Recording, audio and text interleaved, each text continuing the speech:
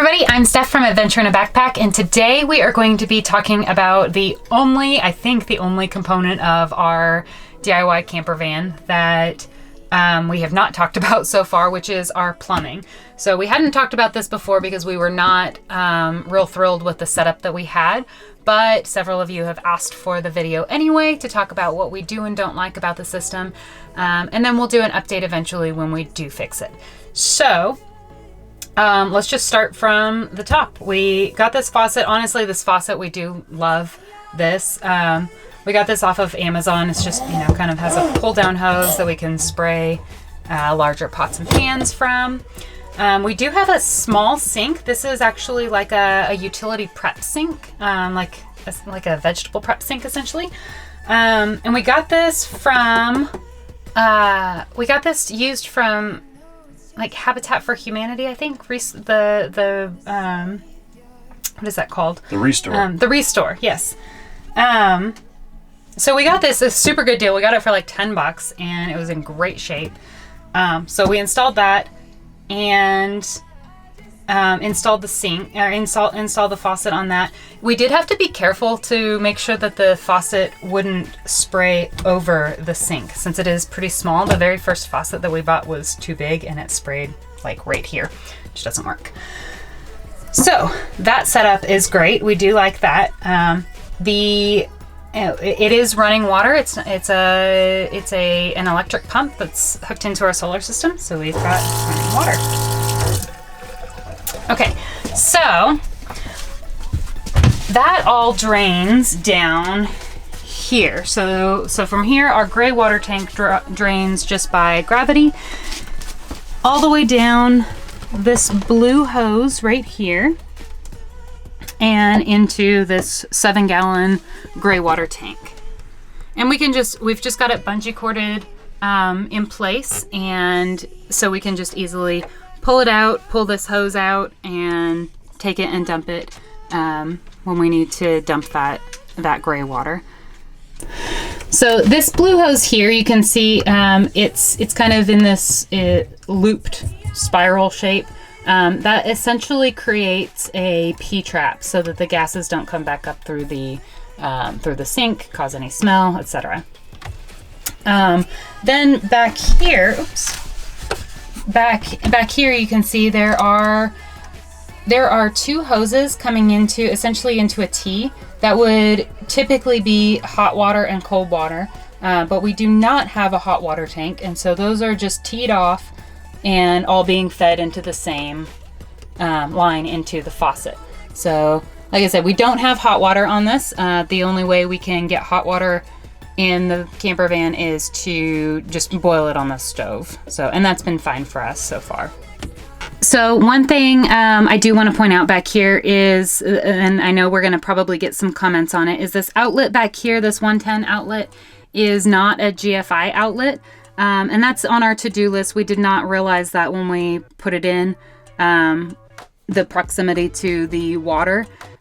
So that is on our to-do list here pretty soon. Then we're going to switch that out for a GFI outlet so that it is safe and protected from any water that could possibly get on it. Okay, and the original location of our water pump was back here, just right behind this black trash can. And that was incredibly loud. That was the very first, the way that we had it up until like last week. We had the water pump right there and it was mounted directly to the wood. So that was causing the vibrations to be super loud back here. That and this whole cabinet is open on this end. And so it was essentially funneling all of this sound like a tuba, and it was incredibly loud, really annoying, something that we were not happy with at all. So I think last week it was, the water pump actually stopped working, and so we had to pull it off anyway. So we thought, great time to relocate it. So we relocated it into the back, which I will show you in just a second. But you can see now it is not near as, you can hear now, it's not near as loud.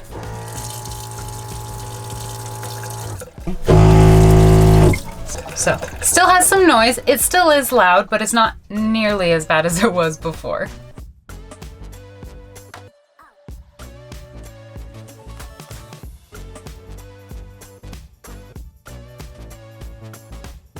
Okay, so this is our basically our water storage, our freshwater storage.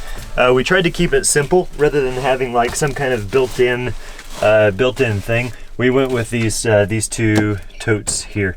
Basically, they're just 7-gallon freshwater containers, and the reason we did this is so that we could just carry them to like a water spigot or something like that.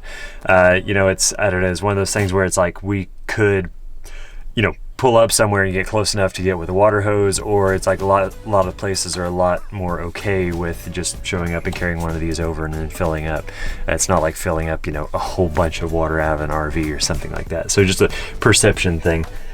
So that is how that works. We've got 7 gallons here, we've got 7 gallons here, and we've actually got another 7 gallons that I just store in one of our back boxes that rarely gets used. Just, you know, if we're going to be in a long stretch where we don't foresee having water. Basically, this tube just sticks down in there and goes to the bottom and then loops around here. And then this is our pump. Our pump is behind this. Whenever we had the pump underneath the sink, it was not covered up.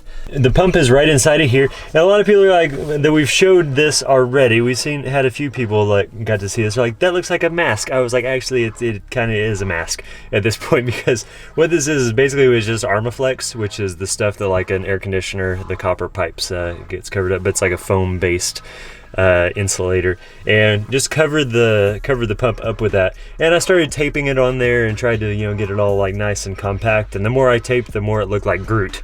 And so I'm like, well, I'm just gonna finish it out. So I was back here drinking beer and taping this thing up, and I was like, well, we may as well give it some hair. And so basically, yeah, I've got Groot as a water pump now. So I don't know, that's pretty fun. Anyway, so pump goes out there. We got a loop right here. I have heard that the more hose you put in between the pump and the sink, the quieter it gets. It's still not whisper quiet. It's still not as quiet as we would like. In the description, we have a kit.com that we have put together that has products for basically our setup. No, not our setup. The setup that we are going to be moving to whenever we get the time to do it. And it's not going to have this pump in there, but it's going to have a pump. It's a SureFlow pump with an accumulator tank after that we have seen several times, and it is whisper quiet. It is really, really nice. And so that will be in our kit.com, which is in the description below. Yeah, so this pump is wired directly into our distribution block for our solar setup, and I think that's it. So that is the extent of our plumbing, basically. In a prior video, we had talked about the gray water tank and that we were going to put a gray water tank underneath, and I think we've kind of shied away from that idea.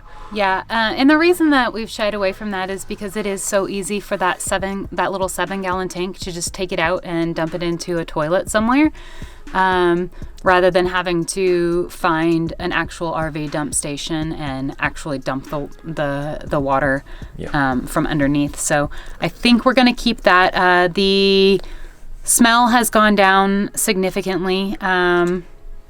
Honestly, I think we've just been better about, you know, properly rinsing everything and flowing enough clean water through it. Yes. To make sure that it doesn't smell. And that P-trap really helps. That kind of spiral in the line helps keep that smell down as well. So we really haven't had any problems with it.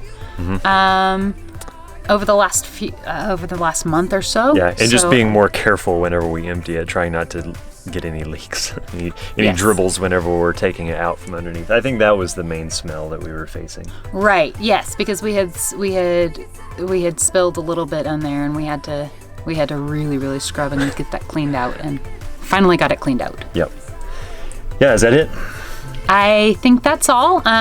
So we'll put a link to kit.com with all of the kind of, rather than the equipment that we have in here specifically, we will put together recommended equipment for this one. So that'll be a little bit different than what we've done in the past. Yeah, it feels kind of weird doing like an intermediate level, because it's like we had our thing that we did not like, and now we've got it manageable. Yeah. And then hopefully we'll be able to do one here in a few more months. That's where we've totally reworked the thing, and it is super quiet now. But it is quiet enough now to where it's a work in progress. to where I can turn the sink on before coffee in the morning. I'm not like instantly angry.